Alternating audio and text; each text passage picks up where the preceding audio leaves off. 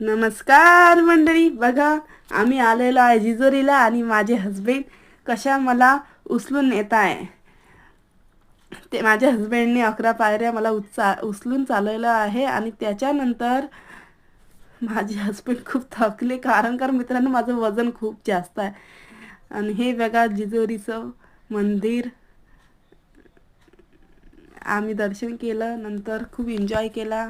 आणि बघा माझी मुलगी पण होती सोबत, छोटंसं छानसं बाळ. आणि हे बघा आम्ही जिजोरीला विष्णुदेवाचं नमस्कार करत आहे. जय मल्हार मित्रांनो. नक्की सांगा तुम्हाला व्हिडिओ कसा वाटला तर.